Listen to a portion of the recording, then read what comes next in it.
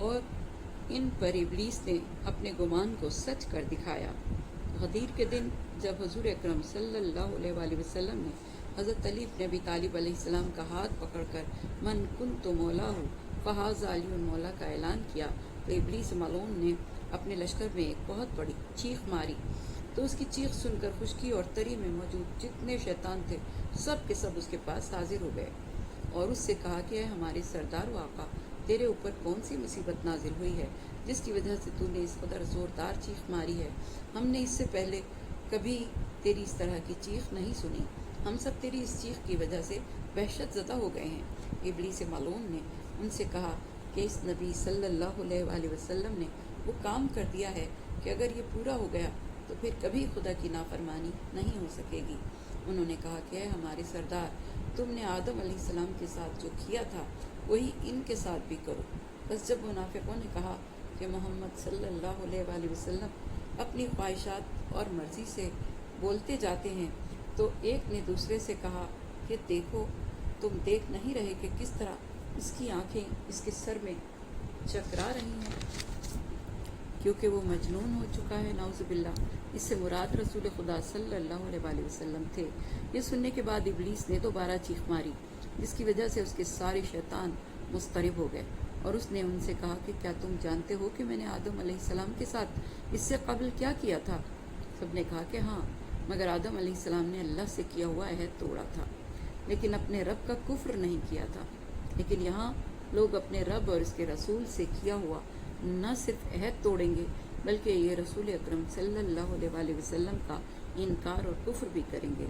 جب حضور اکرم صلی اللہ علیہ وآلہ وسلم کا انتقال پرملال ہوا تو انہوں نے آپ کی مسند پر حضرت علی علیہ السلام کے غیر کو کھڑا کر دیا، اس کے سر پر تاج حکومت سجا دیا، اس کو آپ کے ممبر پر بٹھا دیا، اونٹ اور گھوڑے جمع کیے۔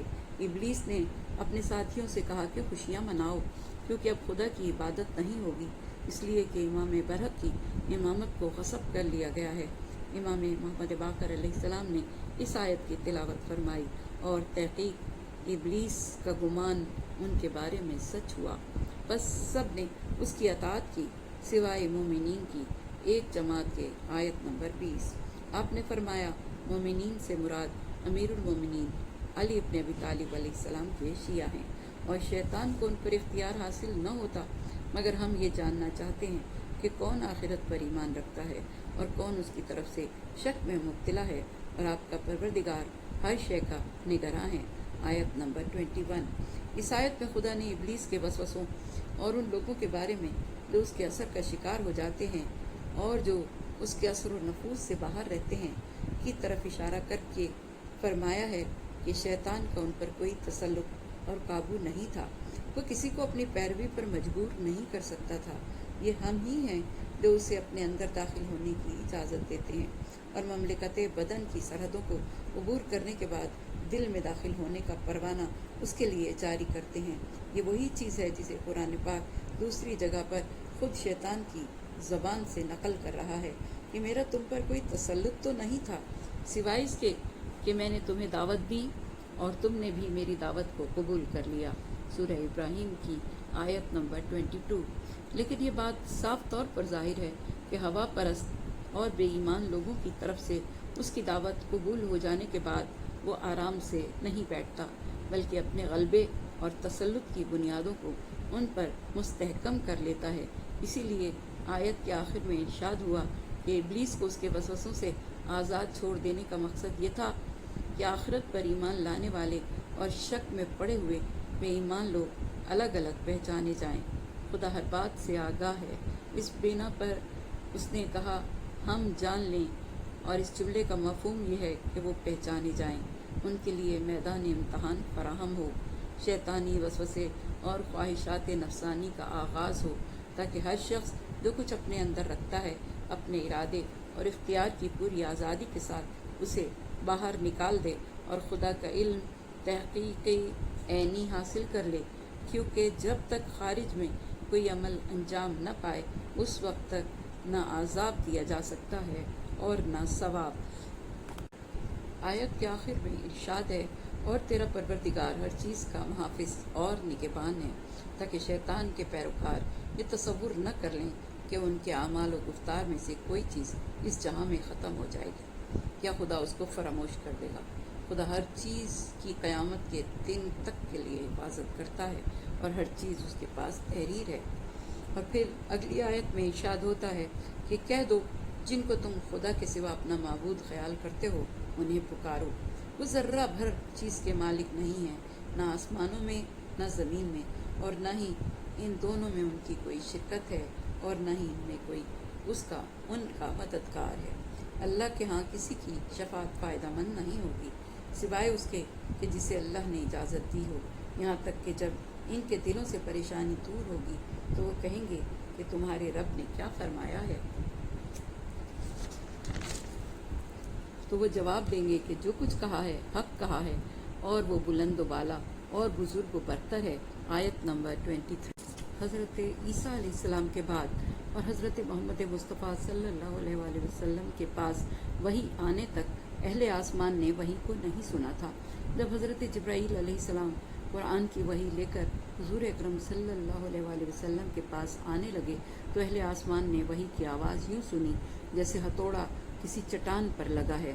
تمام اہل آسمان ڈر گئے۔ جب وحی ختم ہوئی اور جبرائیل امین وحی لے کر نیچے آنے لگے، وہ جس آسمان سے گزرتے اس آسمان والے ڈر جاتے۔ جب ان کے دلوں سے خوف اور ڈر دور ہوا تو بعض نے بعض سے کہا کہ تمہارے رب نے کیا کہا ہے؟ انہوں نے کہا کہ اس نے جو کہا ہے وہ حق ہے، وہ علی و کبیر ہے، یعنی بلند و بالا اور بہت بڑا ہے۔ قرآن پاک میں غیر اللہ کی بے بسی اور کسی قسم کی قدرت نہ ہونے کا بار بار ذکر کیا گیا ہے، اور انہیں زمین و آسمان میں ذرہ بھر بھی اختیار نہیں ہے۔ یہ کسی کا سہارا یا مددگار نہیں بن سکتے۔ یہ جواب مشرکین مکہ کو دیا گیا ہے جو بتوں کو اپنا شفیع قرار دیتے ہیں، اور یہ بناوٹی معبود نہ ذرہ برابر زمین و آسمان میں اختیار رکھتے ہیں اور نہ ہی خدا کی تخلیق میں ان کی کوئی شرکت ہے۔ قیامت کے دن انبیاء اور رسولوں میں سے کوئی بھی شفاعت نہیں کر پائے گا مگر جسے اللہ کی طرف سے اذن ہوگا، سوائے حضور اکرم صلی اللہ علیہ وآلہ وسلم کے۔ ان کو خدا نے قیامت سے پہلے ہی شفاعت کی اجازت دے رکھی ہے۔ قیامت کے دن شفاعت رسول خدا ان کے بعد ائمہ اور ان کے بعد انبیاء کے لیے ہوگی۔ حضرت علی زین العابدین علیہ السلام کی زوجہ کا غلام کہ جس کو ابو ایمن کہا جاتا تھا، حضرت امام محمد باقر علیہ السلام کی خدمت میں آیا اور کہا کہ ابو جعفر، تم نے لوگوں کو دھوکہ و فریب دے رکھا ہے۔ تم کہتے ہو شفاعت محمد صلی اللہ علیہ وآلہ وسلم۔ یہ سن کر امام غضبناک ہو گئے اور آپ کے چہرے کا رنگ متغیر ہو گیا۔ آپ نے غصے میں فرمایا کہ اے ابو ایمن، وائے ہو تیرے لیے، تو اس دھوکے اور غرور میں مبتلا ہو گیا ہے کہ تو نے اپنے شکم اور شرمگاہ کی حفاظت کی ہے، اور اس سے تو مغرور ہو گیا ہے۔ جب تو قیامت کی ہولناکی دیکھے گا تو اس وقت تجھے محمد مصطفیٰ صلی اللہ علیہ وآلہ وسلم کی شفاعت کی ضرورت ہوگی اور تو اس شفاعت کا محتاج ہوگا۔ اے ابو ایمن، وائے ہو تیرے لیے، تو کیا یہ گمان کرتا ہے کہ حضرت محمد مصطفیٰ صلی اللہ علیہ وآلہ وسلم فقط گناہگاروں یا ان کی مدد کریں گے جن پر جہنم واجب ہو چکی ہے؟ پھر آپ نے فرمایا اولین و آخرین میں کوئی بندہ ایسا نہیں ہوگا مگر یہ کہ وہ قیامت کے دن حضرت محمد مصطفیٰ صلی اللہ علیہ وآلہ وسلم کی شفاعت کا محتاج ہوگا۔ پھر فرمایا اے ابو ایمن، رسول خدا صلی اللہ علیہ وآلہ وسلم اپنی امت کی شفاعت کریں گے، ہم ائمہ اپنے شیعوں کی شفاعت کریں گے، اور ہمارے شیعہ اپنے گھر والوں کی شفاعت کریں گے۔ پھر فرمایا قیامت کے دن ایک مومن قبیلہ ربیع و مصر کے افراد کی تعداد کے برابر لوگوں کی شفاعت کرے گا۔ یہ دونوں قبیلے بہت بڑے قبیلے تھے۔ پھر فرمایا مومن شفاعت کرے گا حتیٰ کہ اپنے خادم کی بھی شفاعت کرے گا، اور بارگاہ خداوندی میں عرض کرے گا کہ اے میرے رب، اس خادم نے میری جو خدمت کی ہے اور مجھے سردی اور گرمی میں جو بچایا ہے، تو اس کی خدمت کی وجہ سے میں اس کی شفاعت کر رہا ہوں، تو اس کو قبول فرما۔ امام جعفر صادق علیہ السلام نے فرمایا کہ قیامت کے دن لوگ ایک میدان میں جمع ہوں گے، اس قدر ان کو پسینہ آئے گا کہ ان کے منہ تک پسینہ آ جائے گا۔ وہ سب کہیں گے کہ چلو سارے اپنے بابا حضرت آدم علیہ السلام کے پاس جاتے ہیں تاکہ وہ ہماری شفاعت فرمائیں۔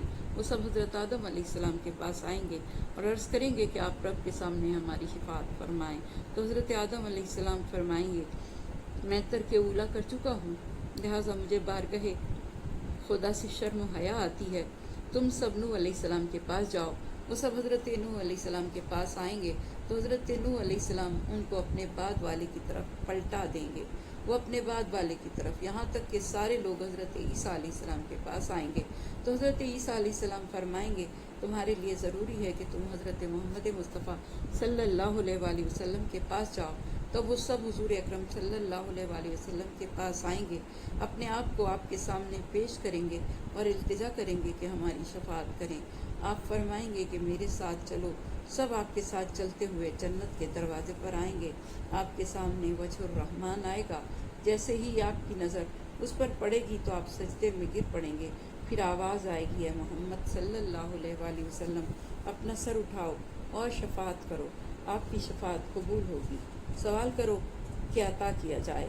बस हुजूर अकरम सल्लल्लाहु अलैहि वसल्लम उन शफाअत करेंगे। कह दो, आसमानों और ज़मीन में तुम्हें कौन रोज़ी देता है? कह दो कि अल्लाह। तू हिदायत पर खुली गुमराही में हम हैं या तुम? कह दो, जो गुनाह हमने किए हैं इसकी तुमसे पूछगछ न होगी, और जो अमल तुम करते हो इसकी बाज़ पुरस हमसे न होगी। कह दो, हमारा परवरदिगार हम सबको जमा करेगा, फिर हमारे दरमियान हक का फैसला करेगा, मुजरिमों को नेकूकार लोगों से जुदा करेगा। कह दो, जिन्हें तुमने उसका शरीक बनाकर उसके साथ मुल्हिक किया है, मुझे दिखाओ तो सही, हरगिज़ ऐसा नहीं है, उसका कोई शरीक और मिसल नहीं है। आयत नंबर 24, 25, 26 और 27। और हम और तुम या तो हिदायत पर हैं या खुल्लम खुल्ला गुमराही में हैं। आयत नंबर 24। अमीरुल मोमिनीन मौलाए कायनात अली इब्न अबी तालिब अलैहिस्सलाम ने खवारिज से, जो कि तहकीम के मसले पर आपसे इख्तिलाफ कर रहे थे, फरमाया, तुम लोगों का ये कहना सही नहीं है कि मुझे अपने मुतालिक शक था, और इसके लिए तुम्हारी ये दलील भी सही नहीं है कि मैंने हकमैन से कहा था कि तुम खूब गौर करो कि माविया हकदार खिलाफत है या मैं। हम में से तुम्हें जो भी खिलाफत का हकदार दिखाई दे तुम उसे खलीफा मुकर्रर कर दो।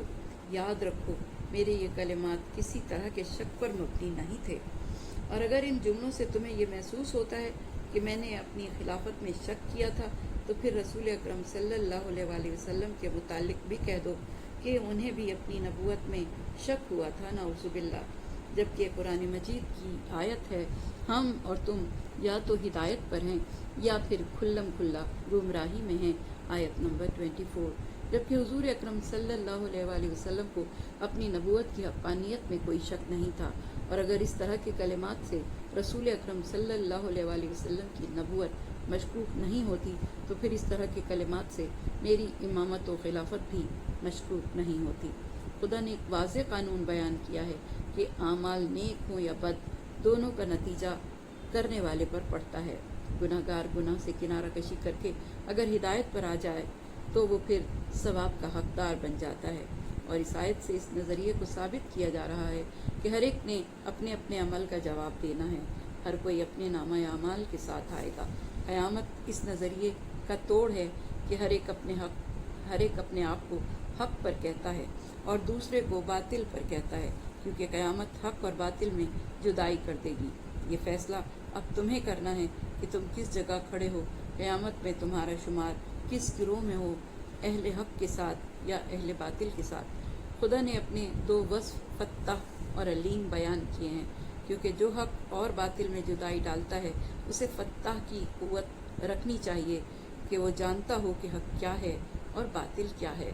फत्ताह फतह से है, खुदा फातेह है, यानी वो मुश्किल को हल करने वाला है, उसके अलावा कोई फत्ताह नहीं। बंद दरवाज़ों की मफाती यानी चाबियाँ भी उसी के पास हैं। दूसरी सिफत है अलीम, जो खुदा के लिए बेपाया इल्म को जाहिर कर रही है।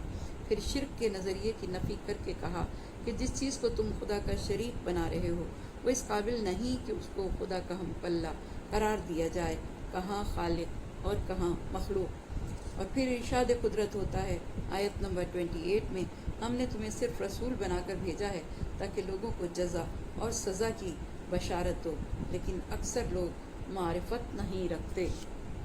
इमाम जाफ़र सादिक़ अलैहिस्सलाम ने फरमाया, حضور اکرم کی نبوت اور رسالت تمام مخلوقات کے لیے تھی، حالانکہ بظاہر آپ کی پوری زندگی مکہ اور مدینہ میں بسر ہوئی۔